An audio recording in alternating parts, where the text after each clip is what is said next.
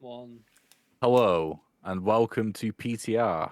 Today we're going to be doing the first impressions of Mewgenics after a collective 75 hours of playing the game. We've all played pretty much 25 hours each. Mewgenics is a game made by the famous Edmund McMillen, who developed Super Meat Boy, The Binding of Isaac, and more. It is a turn-based tactics roguelike game where you breed cats, fight cats, and that's about it. This is probably going to be quite spoilery, so we'll just go straight into opening statements, fellas. Who wants to go first? Who About wants to go Alex first. first? Alex, Me, Yeah, you want me to you go started. first? chomping at the bit. Oh yeah, I definitely am. So Mewgenics was a weird one for me because I forgot that it was coming out until we did the draft, and then Lewis was like, "Yeah, it's going to be like one of the game of the years," and I was like, "Right, okay."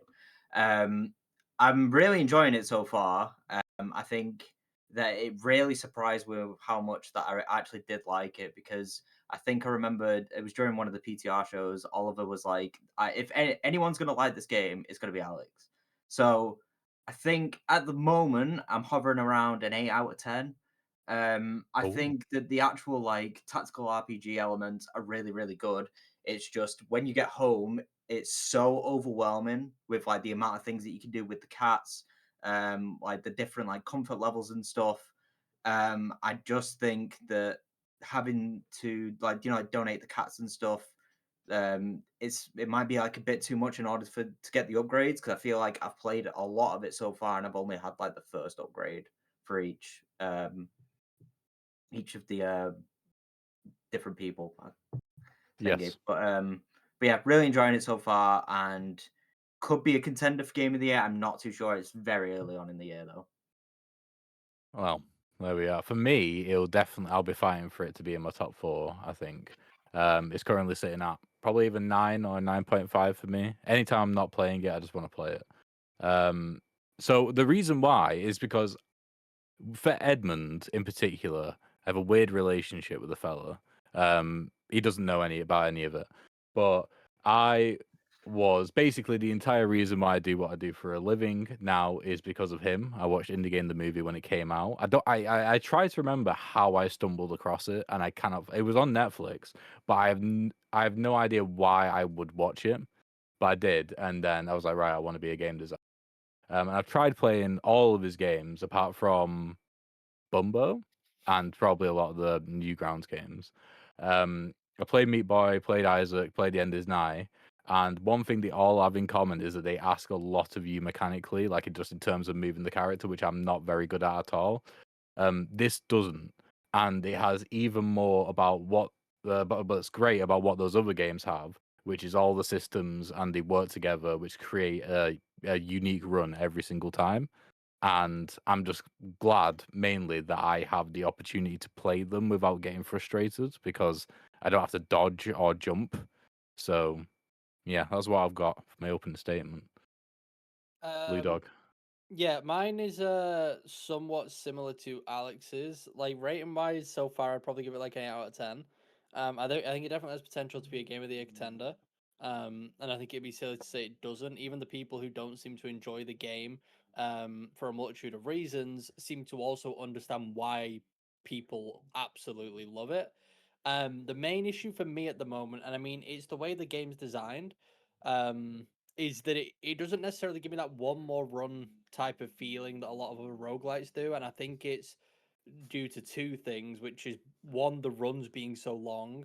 Like each run by itself, especially if you're taking it slow and you're actually trying to progress, can take upwards of nearly an hour, which is just a long time. But I think the in between and the house sections and essentially the parts leading up to the runs is sort of what prevents me from wanting to do another one at least straight away.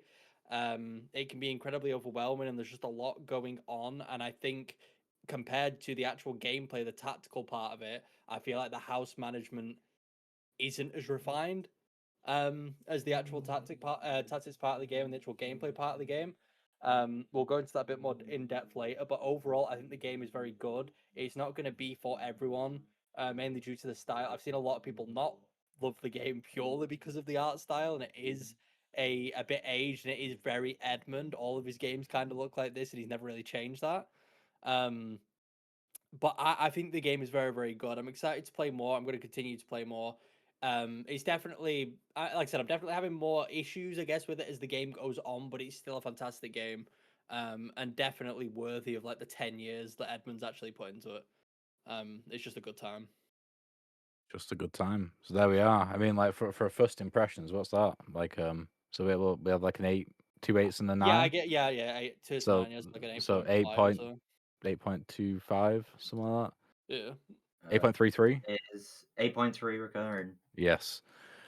So what shall we touch on first? I think we should touch on the breeding stuff first, because that's probably the most unique part about the game. I Yeah. assume that neither of you have the first house extension yet. No. No. Yeah. No. So I didn't realize, because I didn't realize that you could hover over the individual people that you send cats to see what they will give you. But I've got everyone. They're at like the out of 25 part of their upgrading right now, which means you need to give them 25 of a specific type of cat to upgrade them. Apart from the zombie guy, which is called Nozda, which I thought was funny, who's on like 50 because of the amount of times I've died. But yeah, if you hover over them, it tells you what upgrades we're gonna get. And I was like, when am I gonna get this house upgrade? Who am I supposed to give the cats to? And it was the first guy outside of the masked guy that you upgrade. And so if I just focused on him, I would have had like 2 upgrades by now, probably. But that's where I think the breeding will probably become less overwhelming. Because I also didn't clock for a while that if you just put cats in the loft, then they will only breed with over cats in the loft. Like the house segments actually matter a lot. So I think as that develops, you'll probably get more. But yeah, it's difficult because the way the game is presented to you, it feels like the game wants you to go as far as possible with every single run.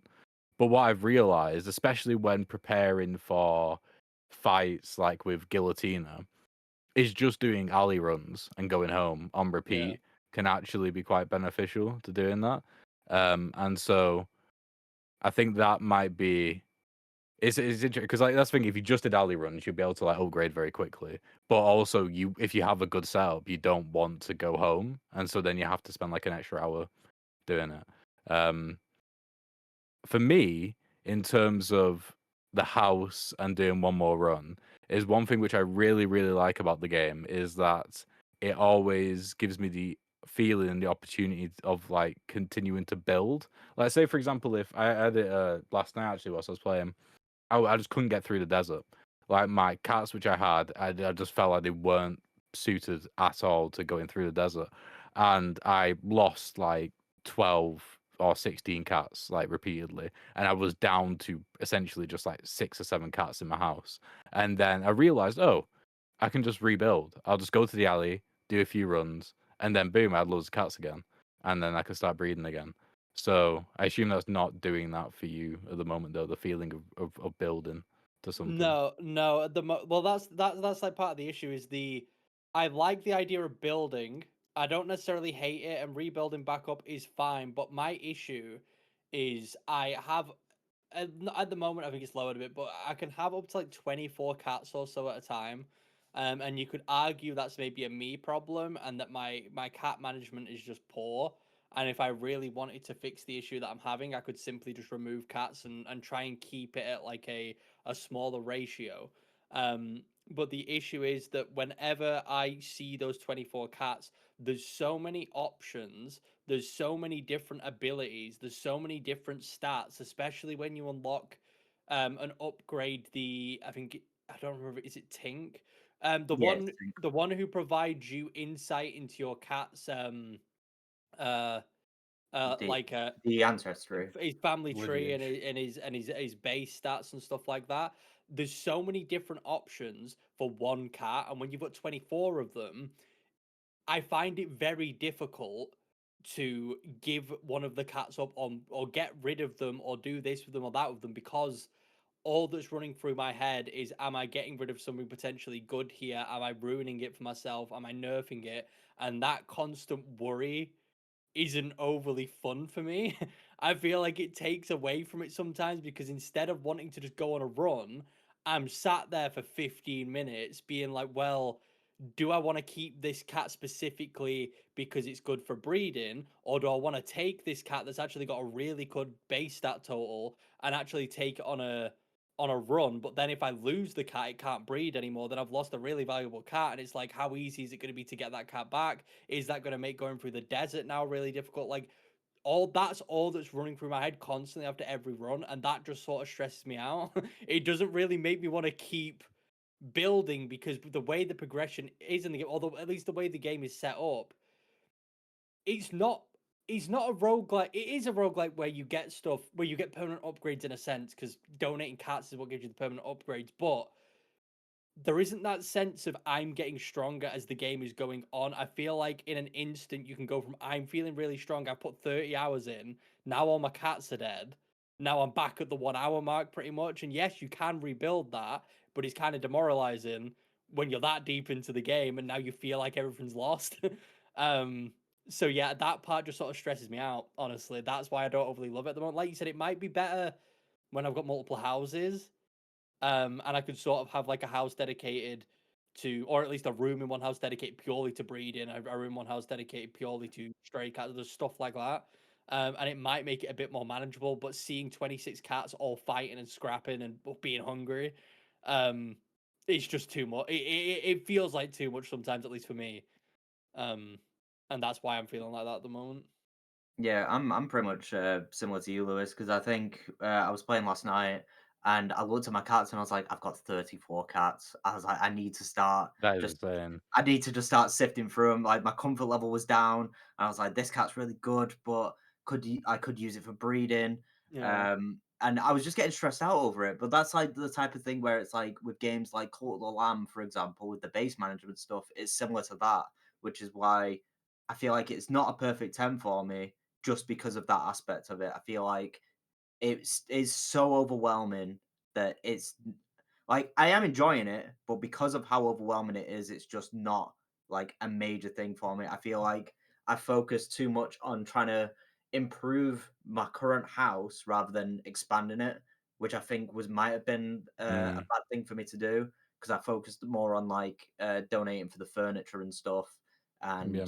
and thingy rather than donating for the extra rooms because I was like, why would I focus on getting more rooms when I don't have any furniture, which means I won't have a good comfort level. But then I'm just getting so overwhelmed with having nearly 40 cats that I'm just turning into the crazy cat lady from The Simpsons.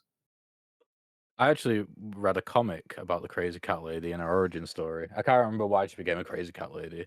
But one thing with the breeding in particular, I think it's going to be one of those things. I have confidence that in like 100 hours time, it will be like second nature because I've already started feeling it. Like it's about like compartmentalizing different informations and different parts of your brain at different times. Like when a cat gets a mutation on the run, I've trained myself so I check the mutation not to see how it's going to affect my run, but see like what I'm going to do when I get home. And then I've actually started remembering what cats look like and what their names are and associating them with reasons as to why I keep them or get rid of them. It's crazy that you got 34 cats. I don't think I've ever had more than 20. I don't know whether that's just because they keep dying or I get rid of them often. Because I realize as well that there's some cats where you take them on a run and you're like, these are my hero cats. These are the reason why I won this run like so handedly. And so Yeah. then you keep them, and I've realized that even if you get to the end of a run, if it's not like super easy, then I'm like, these cats probably aren't worth breeding again because it's diminishing returns. You only get a bit of what those cats had anyway. So if it's only sort of good, then you might as well just get rid of them. And that's really helped. The only time where I've had like an overwhelming amount of cats is when like Guillotine is coming because I failed on my first attempt with her, so she was coming again. And then I was like, I can't get rid of any of these retired cats in case like some of them synergize well, so they just like stacked up. Also, I save a lot of my sorting for when I'm at my PC because on Steam Deck, Yeah. that is an absolute nightmare. Oh, I can imagine that's Yeah, awful. for two reasons. Selecting cats can be a bit of a nightmare because you're moving about with either the trackpad or the analog stick. But I assume it's a bug where sometimes you will because it's got controller inputs which make it easier. Where when you select a cart, you can either press X to put it straight in the box, or press Y to send it to the pipe. But there's what I think is a bug where sometimes after you send it off to like an NPC, it will either keep the menu up on the next cart so you can do it again, or it will close the menu. And then if you open up that menu again, there's nothing there because you need to select a cart, and the carts stay in a certain order. So if I'm going through the chain of like, all my retired cats, which are all going to be in the same order in the selection, if I select the wrong cat and then go back to that selection after it's closed again, I'm gonna have to cycle through all of them again. So it just takes a while. But yeah, from what I understand, that breeding system has so much depth because it's not just comfort as well, like it's stimulation, appeal, Yeah. like all of them have massive impacts on how the breeding works. And it makes me think maybe if like the house should have started with maybe 3 rooms, because the idea is to deck out rooms. That's why each room has their individual stats. I deck out rooms with certain stuff in order to have different ways of breeding and that sort of thing. So outside of the breeding, we could go into the combat. I think the combat is incredible. I haven't played like a lot of turn-based tactics games, but I played a couple recently, and there's some games which do stuff better. Like I think Demon School does a better job in terms of making things a bit quicker. Like it puts a lot of time and effort into, one thing which Demon School does, which is great, is that you do all your actions at once and then you play them out. And then Yeah. if stuff happens and like synergizes together, then the animations will stall and wait for the right time. Or if they don't, then they'll play. Even if you've done that last in the order. And it also does one thing which I don't know if will work really great with this game, but if you do an action, then you can just press B if it didn't do what you meant it to do. Like there's so many times where I've gone to move, especially on a Steam Deck, and I've accidentally attacked instead, and I'm like, oh, that's an attack gone. But one thing which it does do really well is the level of depth that every single system has with every single other system. Just one difference in terms of like a passive or an ability that you or an enemy has could like drastically change how you handle like certain situations, and that's not even touching on the levels. So I thought that was great. That's the thing, especially if you're doing alley runs over and over again, you'll come across the same setups, but it's still different every time, which I think is one of the reasons why I keep pushing on and playing, really, 'cause it just feels different. No, I mean the combat for me, especially, is like some of the, in terms of like tactical RPG combat, is some of like the most refined and impressive combat that I've seen. Just in terms of things synergizing and like abilities actually mattering, like you said, like depending on what enemy you're going up against, and depending entirely on what ability your cat has, whether it be passive or active, it can completely change. Not only in a matter of like battles, like you can go from one battle and then by the next battle your cat is completely different and what it can do is completely changed, and obviously dependent on your collar as well influences what all of these abilities do. So it's incredibly deep, and mechanically it's just kind of fucking nuts. It's the only depth you can sort of get by spending 10 years on a game. Like it shows, it makes Yeah. sense. And I think just the absolute limit of what is possible with the combat system is incredibly high. And I don't remember the last time I've seen a game looked at the combat like this and been like, I feel like even in 100 runs from now, I'll be seeing mechanics that I didn't see during that entire playtime, which I think is just kind of nuts.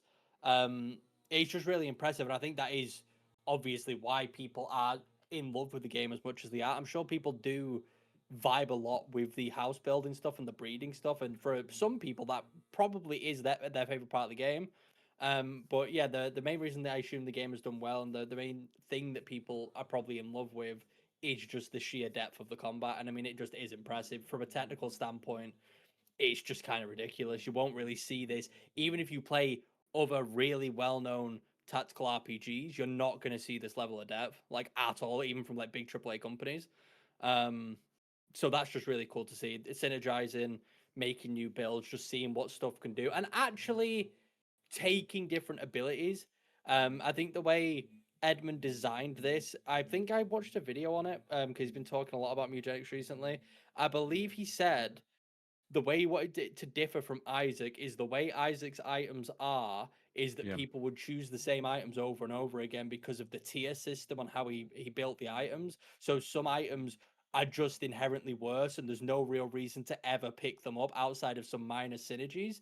So during what runs, people would just choose the same items over and over again. And because people are smart, they figure out how to manipulate it so that you can get very specific items, which results in the randomness not being a thing anymore. It instead just becomes I'm going to get this thing in this run and then win. And he designed Mewgenics in a way where you can't really manipulate it. The abilities are all so even that you're willing to choose different abilities depending on the run that you're on to match what your cats are doing, which I think is an incredibly smart way to do it. Probably very, very difficult to do, but I think it's an incredibly smart way of doing it, and it stops certain things from feeling really overpowered. And I just like the way he designed that. Like I said, it must have taken, or sorry, Isaac must have been a big, I guess, insight into how all that works. And I assume he was quite naive when he built Isaac in the first place and did the way he built the items and stuff. So it was interesting to see him take a different approach with the way that actually works in Mewgenics because I think it allows for way more possibilities. Well, that's the thing. But with Isaac, he said that Isaac was like essentially a prototype for Mewgenics in that he was developing it to learn the skills to be able to make Mewgenics. Oh, really? Yeah. Oh, wow. No. Yeah. Mental. Mental. Go like thinking with the combat and stuff. There's one annoyance I have with the movement. I just wish I could choose my own pathing, especially when there's traps down, and I know there's traps down, but I can't choose to go around it because of the way that the pathing works. So when you fight in Fenrir, and he's throwing all the bear traps down, but I want to get around him to actually hit him, then I can't do that because there's a bear trap in the way, and the only path that it lets me choose is through a bear trap. But I know where they are, so it's kind of annoying in that sense that I wish I could just like have like a guided option where I could just pick each square. But that's like a minor little gripe that I have, just like with thinking with the movement. But other than that, like having all the different builds and stuff within the game is just really good. I find myself trying different combinations of all the different colors and stuff. I've found 4 which I really like at the moment, but I think I'm the one that's unlocked the most at the moment because I have 9 different colors now. So I don't know how many I have. The last one I got was the Druid. I have the one after the Druid. Did you go to the moon or did you go the other way? I went to the moon. He's gone to the both moon. ways. He's been both ways.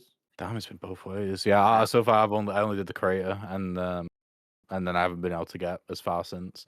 I got to the boss on the moon and I died, and it was really sad. Oh, when I first did the caves, the very first time, I died with 1 health left. Yep, I did the exact same thing against the spider. Yeah. Hey, I wanted to speak real quick over because Niall mentioned it and Alex sort of also mentioned it there. I do agree that the controls are a bit finicky sometimes. The pathing thing, I do agree with personally, but I've been reading online a lot of people saying they think it's intentional and they're not going to. I've seen a lot of people saying, I hope they update it and make it so you can do this, but I think Edmund probably designed it that way on purpose. Whether it's annoying or not to a lot of people, I think that is how he designed it and he wants. And like the bosses are built around the idea that you can't path around things. Which obviously is annoying, but I assume it's going to stay like that. If it changes, that would be cool. But yeah, but like Niall was saying, there's been multiple times, and it might just be a skill issue, but there's been several times where I've tried to either move to a certain spot or I've accidentally gone to attack something and clicked the tile next to where I'm meant to attack, and completely attacking the wrong thing because the game doesn't really give you like a "Are you sure?" moment or anything like that. It sort of just does it. So if you're playing the game very fast or you're maybe not being incredibly accurate and making sure you know exactly what you're clicking, it is very easy to sort of mess up.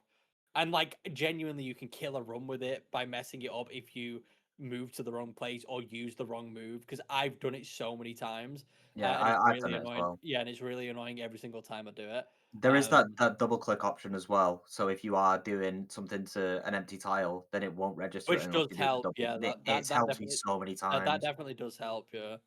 Um, Yeah.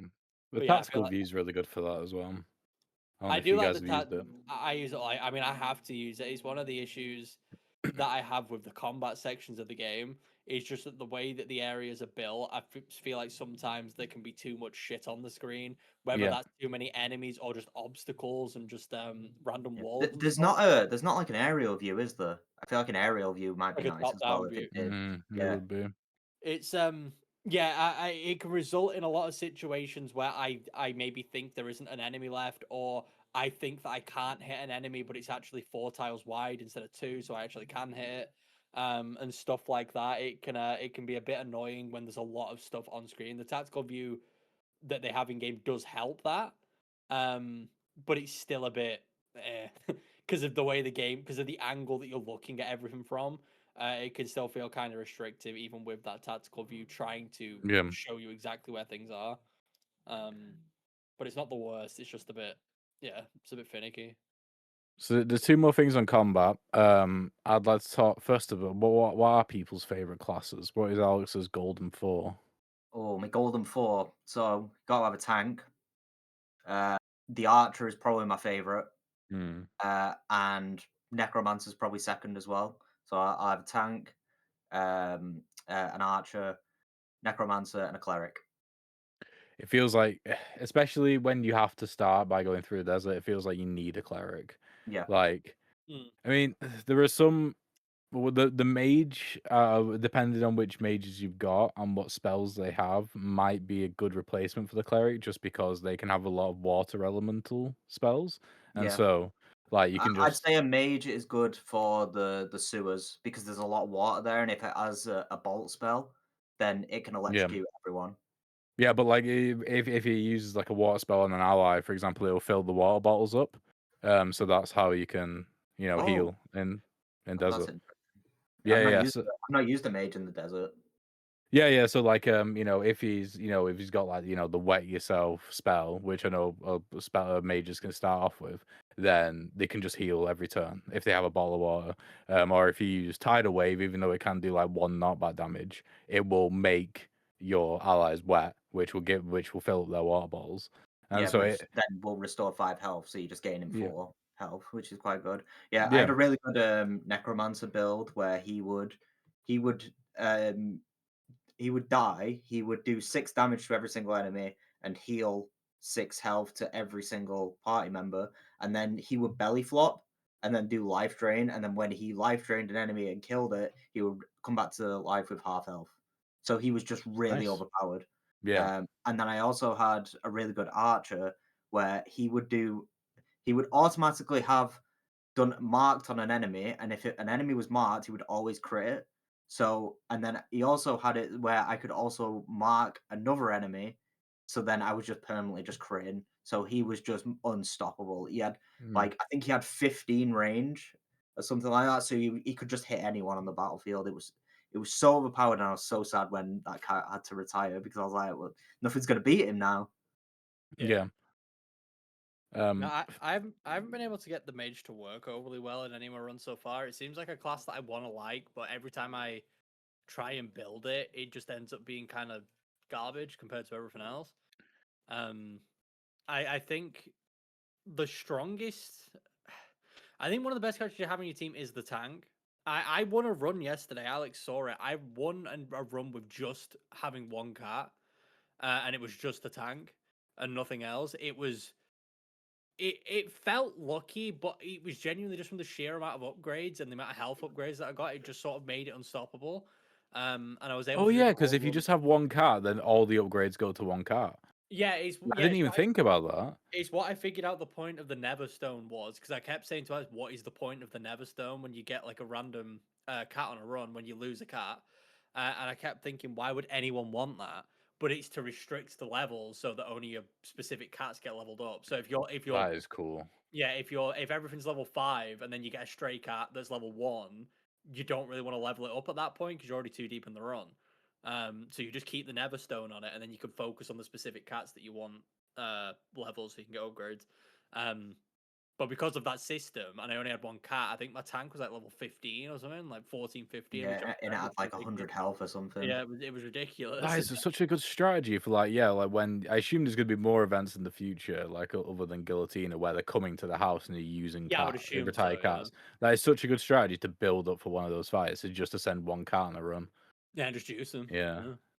That's cool. Obviously, the beginning of the run is the most difficult part in that scenario because you need to Yeah. try and get those levels. But once you get past it, yeah, it does allow for a lot of opportunity. But that's why I was saying I think the tank is so important, because I think that if that was any other class in that instance, I would have really struggled. But I think my second favorite class outside of that would be the Necromancer. I think the Necromancer just has potential to do a lot of really weird shit and a lot of fun shit. And I really like that aspect of it. It's sort of like you're getting the good parts of what I think a mage is going to be, but you get stuff that actually does damage and stuff that actually can benefit you. Whereas every single ability I get with a mage just sort of feels like an ability that either hits like a wet noodle, or I need to be right up next to someone. I'm like, but I'm a mage. Like, why do I have to be so close to use any of these abilities? It just doesn't. I don't know. Mage is the one class so far that I'm not. I had a really like, good mage actually. I just remembered. I think you saw this one, Lewis, where anytime any of my other cats used a spell, he would gain +2 magic. So, and he had a homing spell on him, so it would do like 60 damage when I just Yeah. used it. So he was literally just one shotting bosses. It was so It overpowered. definitely has potential. Like, all the classes are obviously built in a way where you can do anything with them. It's just I'm yet to see a run where I've overly enjoyed the mage. They've always sort of been the dud of every run that they've been involved in.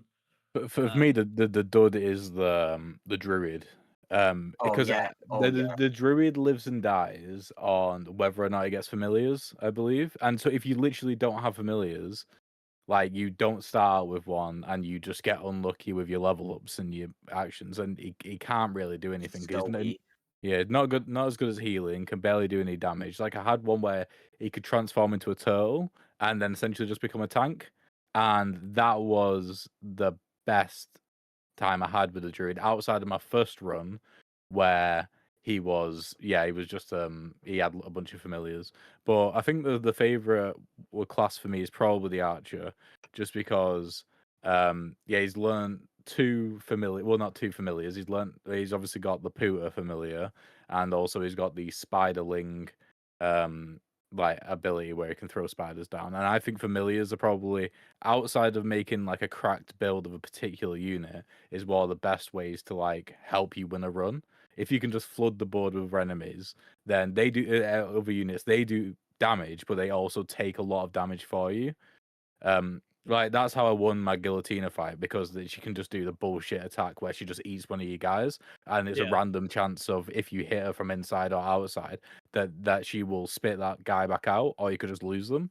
And I got very lucky in that I had a hunter, an archer, which could like spawn 2 Pooters, and I gave him it was like plus like 10 mana item, and so it just spawned like 4 Pooters at the beginning and just one every single round afterwards, and she only ate those. So yeah, there's that, and I really, really like the warrior as well. Like the tank's great. I think the tank's probably got the most easy potential to get overpowered and just stay alive, which is one of the more important things in Mewgenics, just being able to stay alive.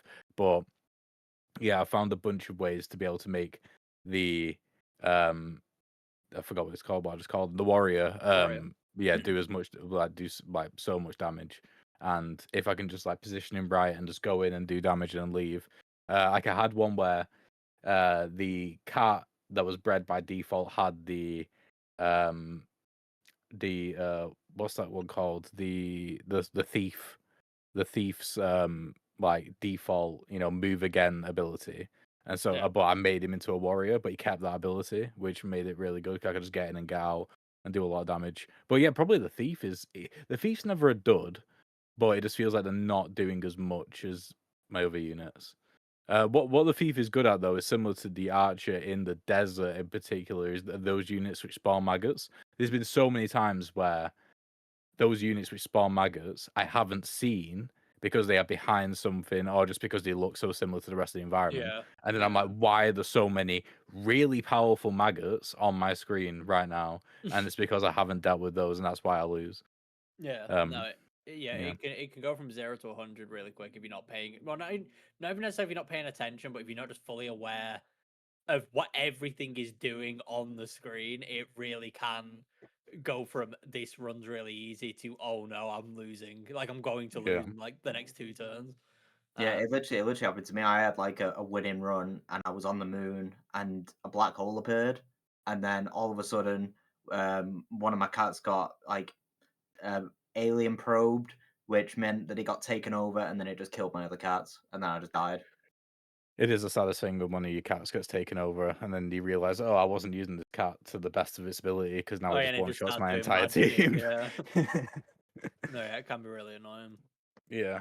Speaking of bosses, though, one thing which I found with this game is that bosses are really difficult, and then they're not anymore, and they actually become like the easiest fights in the game for most bosses. Like, I feel like the struggle with a lot of bosses to begin with is just not fully understanding what they do.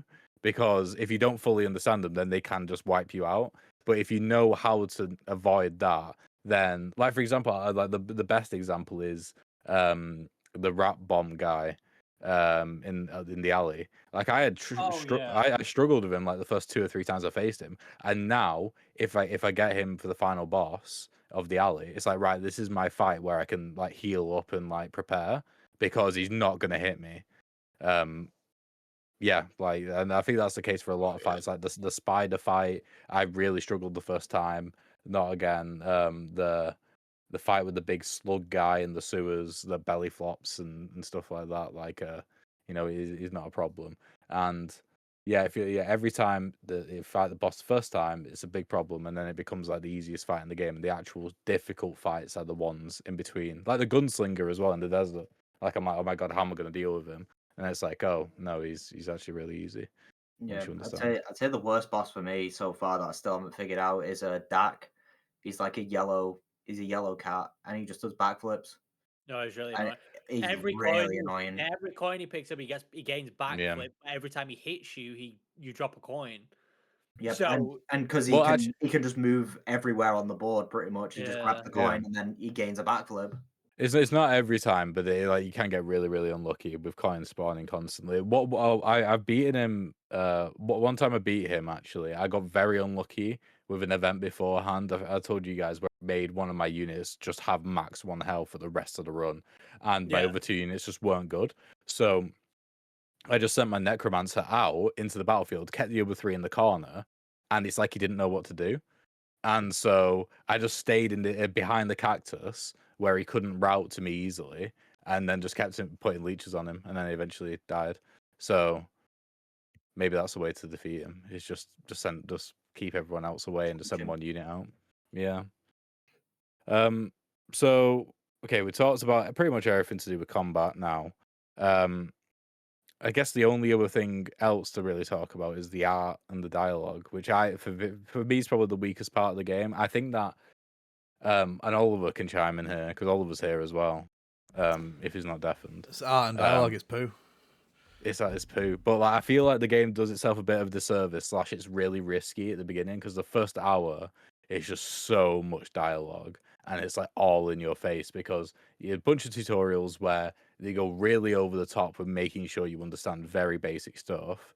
And then every time you you give 1 cat to 1 NPC, and you get an introductory dialogue to every NPC, and then if you give 1 cat to one of them, then you get a whole nother string of dialogue as well. There's a lot of it, and for me, it's just not my thing. It's not very good, and it's not very funny. And along with the art as well, it felt like for the first hour of the game, I kind of had to ignore the game to get to the good stuff. yeah. No, Yeah. I agree.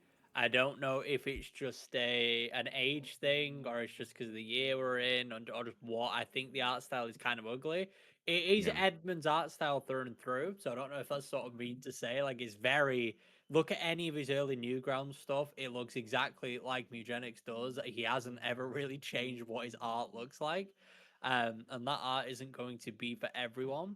I think visually it is just kind of gross. It's not an overly appealing game to look at, but I am relatively used to his art style, especially after playing his game. So I don't hate it too much. The humor is where it really falls flat for me overly. I do agree with what Oliver said, in that a lot of the humor seems very aged. And just sort of very, this is a random thing, so find it funny, or here's me saying something gross, so laugh. And as a result, a lot of the dialogue is just a bit cringe. I don't overly hate it because I don't think the dialogue is that big of an issue. Like Niall said, after like the first hour, the only time you really get dialogue is whenever you're donating cats. And you only usually get a big piece of dialogue for breakthroughs when you've given a certain amount of cats required Which for the takes a next long time. Yeah. So it's very few and far between. So when one of the characters does say something gross or weird, it's just sort of like, oh, okay, and then you just sort of go past that and carry on playing the game. It definitely could be funnier and it definitely could be a lot better, but I'm also not really playing Mewgenics for the dialogue overlay. So Yeah. it's not that off putting for me, but it is not great. I don't love it. It's probably one of my least favorite aspects of the game. Um, but yeah, it's not the reason I'm playing the game, so it's not too big of a deterrent for me. Yeah, so Yeah. I played the old Newground stuff, and it genuinely. I know you guys said that he basically has been locked in a room for the past few years, but it feels like the guy has been locked in a room since the Newgrounds days, in terms of the humor and the way it looks and all that kind of stuff. It very much the exact same, and I don't know, maybe it's just time to move it on a bit if you want your game to be funny. Yeah. Yeah. Yeah, pretty much same as Lewis and Oliver. It's just a bit dated. It's like the game came from 2014. But I think one aspect of the game which had very surprised me a lot was the music. I think that the soundtrack is actually fantastic, and I find Yeah. myself humming to Oh the yeah, it's songs incredible. No. like every I single heard day. people hating on it, and I couldn't believe it. Like I I can't thought, believe it either yeah. because like some of the songs are actually like masterpieces, and if it doesn't win like any sort of like music award, then I'll be very surprised. No, it does sound dumb, but I don't want to say the soundtrack is too good for the game, but like genuinely, it's No, it is. so high quality and well produced. The songs, it doesn't feel like they should be in this game, and I think that's probably part of the joke. I think some of the humor is probably we're going to make the soundtrack really like orchestral and detailed and professional, and it sounds incredible, but it's a really dumb game. I think that's the point. Um, but it's so good that I genuinely wanted to win some sort of award for best soundtrack of the year or just one of the best soundtracks, just full stop in a game, because every single new song is a banger. Every single one. I have not heard a song yet that I haven't thoroughly enjoyed. The soundtrack is genuinely that good.